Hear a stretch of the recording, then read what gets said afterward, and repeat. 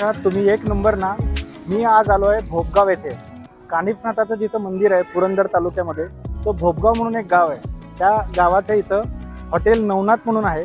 त्यांची भेळ, मटकी भेळ खूप फेमस आहे. खूप लोकांनी मला कमेंट्स करून सांगितले होते आणि माझ्या काही सबस्क्रायबरनी पण मेसेज करून पण सांगितलं होतं की तुम्ही भेळ नक्की ट्राय करा. तर चला भेळ कशी आहे बघूया. एक नंबर आहे की नाही बघूया.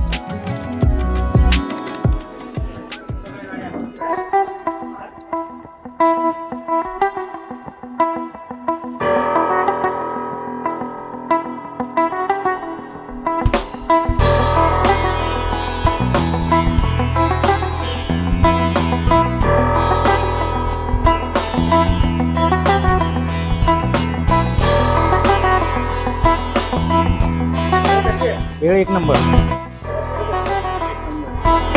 एक नंबर आहे. एक नंबर. भेळ म्हणजे अशी भेळ नंबर एकची भेळ मिळत नाही सासवडमध्ये सुद्धा आणि दुसरीकडे कुठेही अशी एक नंबरची भेळ मोहन दादाची. नाव काय दादा? आपल्या हॉटेलचं नाव Navnath tea and cold drinks आहे, पण आपल्याला मोहन दादाची भेळ म्हणून सगळीकडे प्रसिद्ध आहे. इथला पत्ता सांगा. इथला पत्ता मुक्काम पोस्ट भोपगाव, तालुका पुरंदर, जिल्हा पुणे. भोपगावची मेन कमान.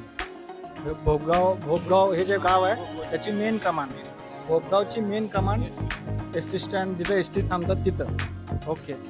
काय असतं याच्यामध्ये तुमच्या भेळेत? काय काय आपण सहज सोप्या पद्धतीत बनवतो. काय लय असे काही टाकीत नाही दिसत. मसाले वगैरे टाकतो, बाकीचं काय टाकत नाही. हा मुरमुरा कुठला आहे? हे बारामतीचा मुरमुरा आहे. बारामतीचा मुरमुरा. दादा आपल्या भेळेत काय काय असतं सांगा थोडंसं. मुरमुरे, शेव, पापडी, चिवडा, भावनगरी, त्याच्यावर कोथिंबीर, काकडी, लिंबू, कांदा, मिरची, हिरवी मिरची तळलेली आणि थोडासा कांदा लसूण मसाला वरनं टाकतो आम्ही. आणि मटकी देतो, कोणाला पार्सल लागले तर पार्सल देतो आणि भेळीमध्ये लागले तर भेळीमध्ये पण टाकतो. तुम्ही ह्या भेळ बरोबर काय म्हणतात त्याला, रस्सा देतो? हो, रस्सा, मटकी रस्सा असतो. मटकी रस्सा. हा मटकी रस्सा यांचा फेमस आहे. मी ऐकलंय की मटकी रस्सा तुम्ही अनलिमिटेड देता खरं? भेळीला जेवढा गिऱ्हाईकाला जेवढा लागल ना खायला भेळीला तेवढा देतो आम्ही भेळीत. आणि किती रुपयाला भेळ आहे तुमची? 60 रुपयाला. 60 रुपयाला भेळ आहे. हा. आणि टायमिंग एका वेळेमध्ये 2 गिऱ्हाईक तर आराम मी खातात. आता बघितलं एका वेळी 3 जण खात होते आणि ते खूप लांबून म्हणजे कोंडवा पुण्यातून पण काही लोक खायला येतात. हो, बरोबर आहे. लांबून पुण्यातून खूप लोक खायला येतात मी असं ऐकलंय. खरं आहे? खरे. आणि काय टायमिंग काय आपल्या दुकानाचं? आपलं सकाळी 7 ते संध्याकाळी 9. सकाळी 7 ते संध्याकाळी 9 वाजेपर्यंत. हा. तुमची हे मटकी रस्सा याच्याबद्दल थोडंसं सांगा. काय कुठला मसाला वापरता? काय आपण त्याच्यात लाल मिरची पावडर वापरतो, हळद आणि मीठ आणि तेल वगैरे. बाकी दुसरं काय कोणतं लसूण नाही, आलं नाही, काय नाही, दुसरं काय वापरतो. पण मी असं ऐकलंय पुरंदर तालुका आहे बरोबर. पुरंदर तालुक्यात यांची भेळ खूप फेमस आहे. भोपगाव या गावात आलात की मटकी भेळ खायला विसरू नका. मटकी भेळ एक नंबर आहे. दादा एक मटकी भेळ तयार करून दाखवा. हो, पात्रावळी. माप वगैरे असं काय नाही? काय नाही. अरे वा. हे काय शेव आहे? ही शेव. अच्छा. ही पापडी. शेव आणि पापडी. ओके. ही भावनगरी. हे भावनगरी. हा. ओके. चिवडा. हा चिवडा आहे. हा कुठला चिवडा आहे? हे 5 कप. अच्छा, हा चिवडा आहे. त्याच्यात आता किती आयटम आले आता याच्यामध्ये? 4 आयटम झाले. 4 आयटम झाले. ह्याच्यावर काय घालता तुम्ही? आता मटकी टाकतो. मटकी टाक.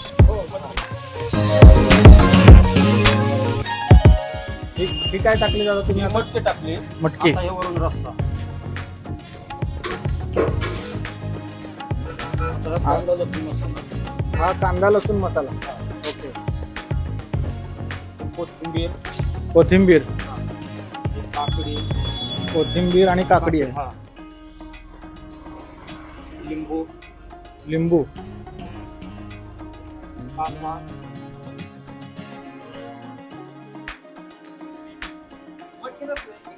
हे काय टाकलं तुम्ही आता? शेव टाकली वर. शेव आहे. हे असं पूर्ण. ही कितीला भेळ? ही 60 रुपयाला. ही 60 रुपयाला भेळ आहे.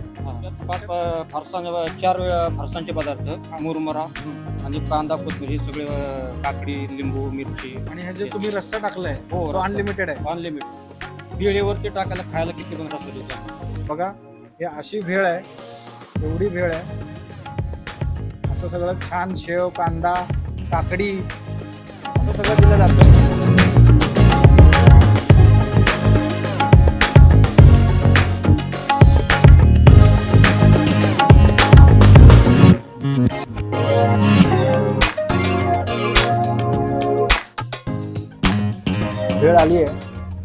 टेस्ट करतो आणि मग सांगतो की एक नंबर आहे की नाही. ही भेळ आहे अशी एवढी जास्त क्वांटिटी दिली आहे की दोन माणसं तर आरामात खातील अशी आहे. भेळेमध्ये दादांनी जसं सांगितलं की मुरमुरे आहेत, फरसाण आहे, बघा मुरमुरे आहेत, फरसाण आहेत, भावनगरी आहे, तिखट वर टाकलं आहे, कांदा आहे, कोथिंबीर आहे, मिरच्या आहेत, ह्या मिरच्या आहेत, काकडी पण दिली आहे आणि हा रस्सा आहे. हा मटकीचा रस्सा आहे, मटकीचा रस्सा आहे आणि तुम्हाला जेवढं पाहिजे तेवढं घेऊ शकता. नवनाथची भेळ आहे आणि नवनाथ इथे हॉटेल खूप आहेत. तर मोहनदादाची भेळ म्हणून पण फेमस आहे. कधी दर्शनासाठी आलात कानिफनाथाच्या तर मोहनदादाची भेळ म्हणून विचारा, कोणीही सांगेल तुम्हाला. मी पहिल्यांदा टेस्ट करतो कशी आहे भेळ तुम्हाला सांगतो. खूप लोकांना मी हे अशी भेळ दिली आहे. खूप लोकांना आत्ता मी बाहेर बघितलं हातानेच खात होते. चमचा त्यांनी दिला आहे पण मी हातानेच खाऊन तुम्हाला सांगतो.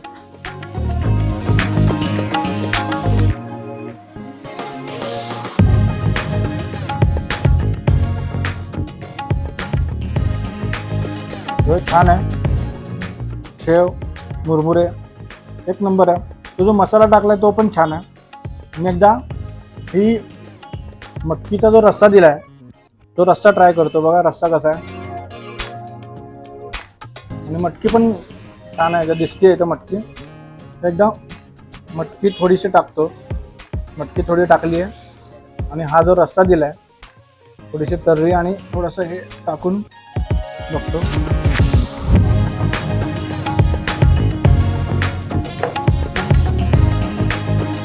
गरम गरम रस्सा आहे. हातानेच सगळेजण भेळ खात होते. म्हणलं चला आपण पण हातानेच ट्राय करूयात आणि शेवटी पारंपरिक पद्धत आहे, हातानेच भेळ खाऊयात.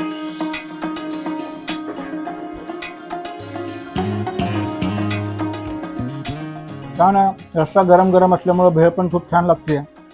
मटकी एकदम फ्रेश आणि बहुतेक लाल तिखट वापरून रस्सा तयार केला असेल. तर एकदा विचारतो दादांना की नेमकं कुठलं आहे. पण हे जे दिलं आहे हे क्वांटिटी हे फक्त 60 रुपयाला आहे. 60 रुपयाला एवढी भेळ मी तर कुठं बघितली नाही.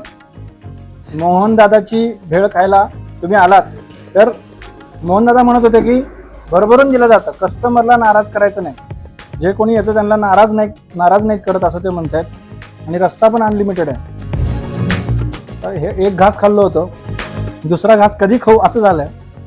पहिला अजून एकदा चेक करतो.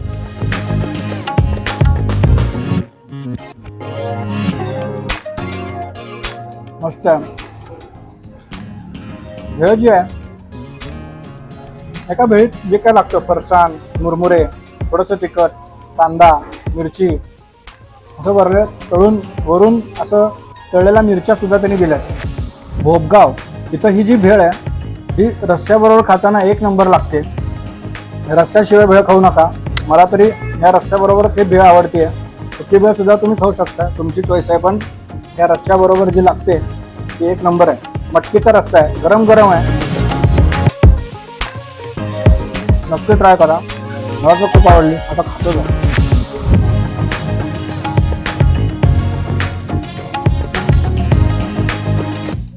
मोहनदादाचं नाव म्हटलं सासवड बसून ते इकडे फार कोंडियावर आहे अशी वेळ मिळत नाही कुठे. असं रेकॉर्ड झाले या वेळीचं. म्हणून आम्ही आपलं आवर्जून येतोच. पण रस्त्याची जाणारे सुद्धा आवर्जून येतात खायला इथं भेळ. अशी भेळ आहे, स्वस्त आणि मस्त. हां अशी भेळ कुठे मिळत नाही. आमचे नाती वगैरे या शाळेला आहेत ना नातू, तर ते हडपसरला राहायला तर ते सुद्धा आहेत ना. काय आणायचं वडिंगमध्ये काय ना आम्हाला मोहनदादाची भेळ घेऊन या पार्सल. हां 10-12 पार्सल घेऊन जातो. हां आणि ते पण इथं आले की जेवण नको बोलतात आम्हाला भेळ खायची. वेळेची खासियत म्हणजे ह्या वेळेमध्ये जे आपल्याला लागतं म्हणजे फरसाण वगैरे जे काय त्याची क्वालिटी चांगली आहे आणि तेलकटपणा कमी असल्यामुळं आणि त्याचबरोबर भेळीची क्वांटिटी पण बऱ्यापैकी आहे. त्यात सॅम्पल मिक्स करून खायला एकदम वेगळीच मजा येते. आता त्यात तिखट आपला कांदा लसूण मसाला, त्यात हॉटेलचं जे लोकेशन आहे ते पण रोड टच व्यवस्थित आहे. आता ॲक्च्युली आम्ही बैलगाडा शर्यत पाहायला गेलो होतो, त्या ठिकाणी भरपूर भेळीचे स्टॉल होते. तर तिथली चव आणि इथली चवमध्ये बराच फरक आहे. त्यामुळं तिथलं सगळं सोडून आम्ही या ठिकाणी भेळ खाण्यासाठी थांबलो. चला तुझं नाव? प्रथमेश पडतरे. अच्छा, ही दुसरी पिढी आहे हो बरोबर, या दुकानची दुसरी पिढी आहे. हो.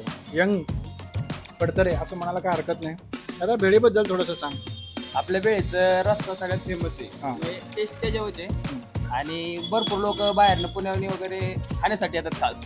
मग कानिफनाथला गेले तरी भेळ खाण्यासाठी इथे येतात खास. सासवडची बरीच जण येतात.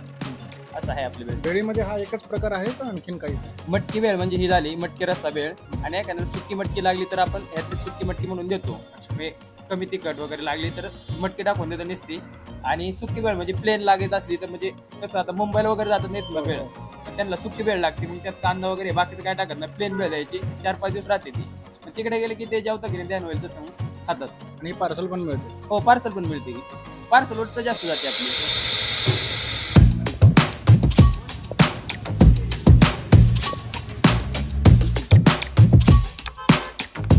हॉटेल नवनाथची भेळ एक नंबर आहे. मी ट्राय केली आहे, एक नंबर मटकी भेळ आहे. तुम्ही कधी आलात तर नक्की ट्राय करा. आणि हा व्हिडिओ आवडला असेल तर नक्की शेअर करा. चॅनलला सबस्क्राईब करायला विसरू नका. खात राहा, आनंदी राहा.